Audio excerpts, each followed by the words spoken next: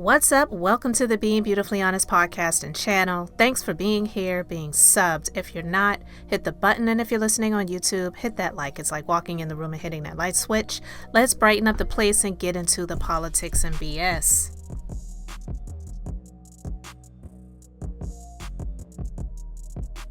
And when Negroes say, who do we vote for? The lesser of the two evils. Which one is the lesser of the two? Which one is lesser? I can't tell which one is lesser. They're both bad. They're both bad. We know Kamala Harris don't like black men because she made her whole career locking them up. She's married to a white man. And let me say this, Art. This could backfire on the Democratic Party. I'm going to tell you why. To white America, Kamala Harris to them is Barack Obama with a female's face. Even though Obama has not endorsed her. And I'm gonna be honest with you, Art, that could be politically motivated. Barack Obama may publicly be saying he doesn't endorse VP Kamala Harris for president of the United States, so it doesn't appear to the American people that she will simply be Barack Obama's puppet on strings. In other words, that could be a chess move. I'm gonna tell the American public I don't support her, so it doesn't look like I'm the one making all the decisions, when the truth of the matter is a Kamala Harris White House might be a Barack Obama White House wearing a skirt. To vote is a strategy for black people. Mm-hmm. So are you not going to vote? No, unless somebody comes with tangibles for us specifically, I'm gonna hold my vote. I'm gonna be very strategic with it. They got this whole thing where they try to shame us into voting. Black people, they don't do that to other groups. They don't shame other groups and say, hey, if you don't vote, you're not this, you're not that. They only come to us to shame us into voting, but they don't offer us anything. Well, but is it because there was a time where black people weren't allowed to vote and actually had to sacrifice sometimes their lives for the ability to vote? Right. Other groups didn't have that. Right. Asians could always vote. Latinos could always vote. The Irish could always vote. But black people were barred from voting. So the argument is like, yo, like the ancestors literally lost their lives for this ability. Why would you not use it when you have it? Right, but they didn't want us to vote for nothing. They wanted us to vote for a reason. They wanted us to vote to get something. After the 1960s, the politicians started to implement this benign neglect thing where they were going to make black people invisible and not even address black people's needs. They were going to use these real vague, ambiguous words like minority, people of color, diversity, and that gives the illusion that they're doing something for black people. And what happens is they start saying, hey man, black folks, y'all come vote so we can get this minority bill going. And we're like, oh, cool. And then we go fight and go vote in large numbers. And then we see all of these other groups getting all of these tangibles. And we're like, hey, where's ours? And they're like, oh, we didn't promise you anything. We said minorities. That Asian woman is a minority. The gay white man is a minority. That person is a minority. So we're not playing that game no more. We want people to specifically address our needs as foundational black Americans because we have a unique experience here, just like other groups, and they make sure that they're taken care of. And we have been the voting bloc for the Democratic Party for the last 50, 60. Well, tonight on the podcast, ladies and gentlemen, your favorite vice president of the United States of America, boy, she tried to pull a fast one on black men. Oh, she tried to pull a fast one. She put out a plan talking about, oh, she got something for black men. She did a plan on the African Diaspora News Channel. We did a whole live stream going through that particular plan. Well, they had to admit, because we was going through it and it was saying black entrepreneurs and others. It was saying HBCUs and minority serving institutions, and kept saying others, minority, this, that, and the third. And we told you a long time ago, when you see them say others, minority, distressed communities, displaced, urban, that's always a finesse. If it don't say black to black all the way through from the top to the bottom, it's not for us. It's for, and then go and ask the Asian community to vote for you. Leave us alone. Stop finessing. Because at least for the Asian community, you can actually show the video of y'all signing the anti-Asian hate crime bill. And y'all could tell them that's the truth. Hey, we delivered for the Asian community. Now it's time for the Asian community to deliver for Democrats. Where are y'all Democrats at talking to the Asian community? It is time for them to be y'all need to get the vote out of them. Leave us alone. I don't know, maybe I'm speaking too early, but probably not, because they probably won't say anything.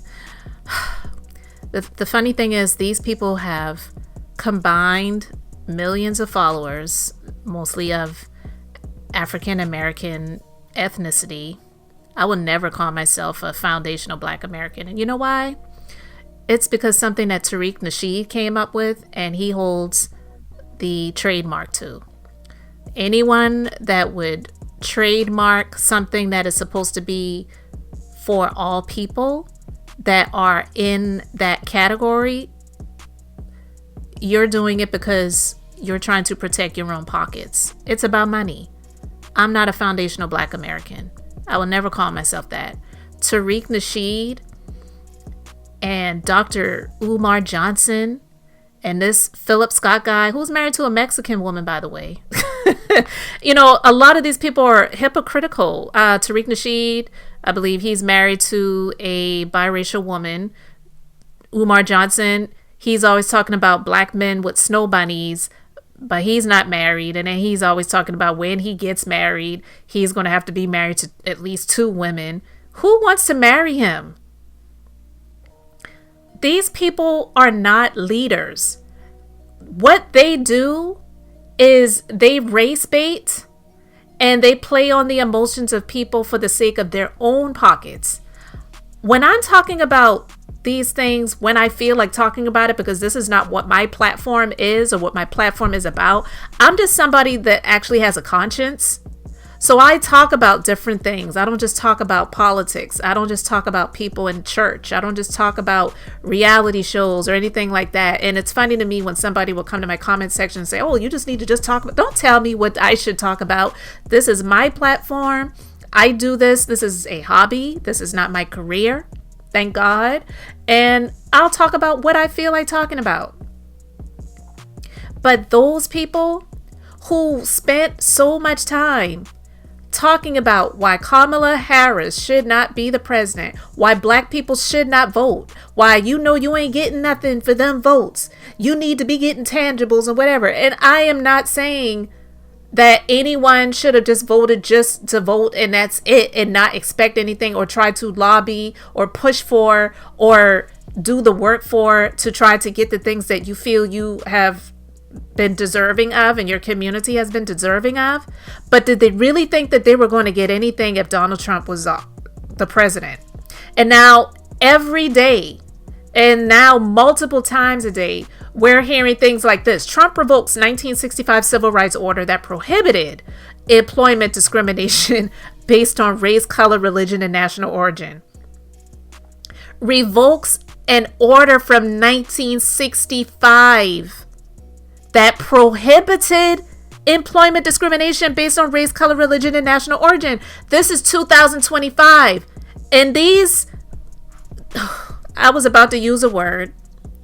These fools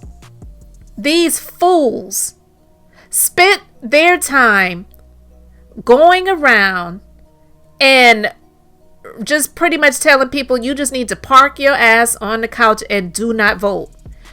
Don't you dare vote for this biracial, Indian, black, whatever they wanted to call her, woman, and don't vote at all. And this is what we stand with. But do you think these people are going to come out and be protesting Donald Trump and his administration and talking about all the atrocities that they are trying to see happen by turning things over, by revoking, by prohibiting, by outlawing, by allowing things that are not good for the African American community to happen, just because they don't like women, they don't like Black women? What is it? You will not hear these people going around to DJ Vlad or on their own platforms talking about Donald Trump and the horrible things that he's trying to put in place or is putting in place. You're not going to hear them talk about that. Now, you've got this outrage, which, okay, not saying there's anything wrong with the outrage, but there's some things that honestly are more important. But you've got this outrage against Fat Joe for things that he said. And while I did talk about it a little bit, because yeah, he was wrong for what he said, but my perspective on it was that you all allowed this dude to be using the N-word and all this other stuff for years, and it wasn't a problem. And then when he called you the N-word and called you broke N-words and whatever, now it's a problem. I'm not here championing Fat Joe at all, but people like Tariq Nasheed and the others, they're going to put their focus on Fat Joe and canceling Fat Joe, but yet they're pretty much in a place where they have allowed the people that look like them to essentially be canceled by the American government by having Trump with a huge smile on his face revoking the 1965 Civil Rights Order that prohibited employment discrimination based on race, color, religion, and national origin. Those things were put in place because the discrimination was happening. Like, do you think they're revoking that because they're like, oh, that doesn't exist anymore? People don't discriminate anymore. We don't even need it. It was put in place because it was needed. And he's revoking it because they're doing all of the things that they're doing. And I don't hear these people talking about these things.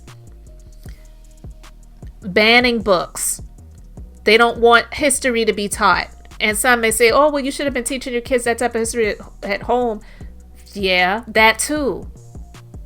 But there's a whole lot of other things in history that should be taught in schools, and they don't want things to be taught that are going to hurt their white grandchildren's and great grandchildren's and children's feelings. Are you kidding me?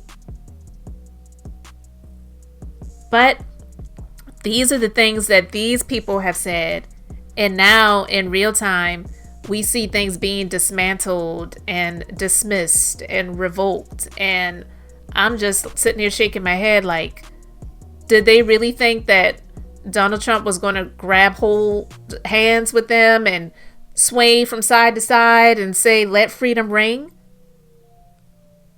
They want this nation of, I believe, not just the African Americans, but all the other ethnicities to be subservient. So another definition of make America great again, MAGA, is massa. Make Africans servants again. How fitting. I'm just like, what are these people going to do now? What are they going to be saying and doing now? These people are not leaders. Tariq Nasheed is not a leader. Umar Johnson is not a leader. Philip Scott of the African diaspora is not a leader. These people are doing what they do for the sake of their own pockets, okay? And while they were out here telling people not to vote, don't vote for Kamala, they weren't saying, well, hey, she's not the favorite, but here's why you might want to go out there and vote for her in the meantime, because these are the things that this orange fool, this orange criminal is trying to put in place and have revoked and have turned over. No, their focus should have been on why he should not have the opportunity to get in that space of president again. And now this is where we are. So buckle up. Buckle up. It's real out here. So, I just wanted to share this. There's a whole lot more that I could say and that I even want to say, but just for the sake of time, I don't really want to go into it. And I'm trying not to get too worked up and too emotional because it just really pisses me off that people listen to people like this. I spoke about things during the election, before the election, and I said over and over again, I am not saying that I worship Kamala. I'm not saying that she's the best thing since sliced bread. I'm not saying that she is the best fit for this position, but she is what it is right now. And quite frankly, if Joe Biden had ran again and he was on life support, I still would have voted for him over definitely voting for Donald Trump, or just sitting my black ass at home and not voting for anybody. And so now this is what's going on. So a lot of people are going to be affected because they did nothing and they listened to people like them. So you want to call yourself a foundational Black American, which is something that Tariq Nasheed made up and he has the trademark for and he is going to profit from because it's all about money for these people, then you go ahead and do that. I'd rather just continue to call myself an African American or Black, even though I'm not Black. My skin is not Black. The only thing that's Black on me is my hair, and then even that isn't Black. It's off Black. It's 1B with a few strands of gray. But I can't stand it, and it's just foul that there are people like this that have a social media bullhorn and so many people listen to that foolishness. And now this is where things are. I'm going to put a link to a video that Roland Martin did. I listened to it earlier. A lot of people don't like him, but listen, he broke a lot of things down in this video that a lot of people need to hear when it comes to the history of this country, the economics, and African American people. So you hear about things like the Tulsa and Black Wall Street and different things like that. There's a method to that madness, and it all comes down to the almighty dollar. So I encourage you to listen to that video. Again, I'm going to put the link in the description box for you to check it out. I started to do a reaction to it, but it is kind of long, so I'm just going to put the link in the description box. If you want me to do some small reaction to it, you can let me know in the comments, and I might do that at another time. But yeah, because a lot of people listen to those fools, this is what's going on right now. So I really want to know what you guys think in the comments.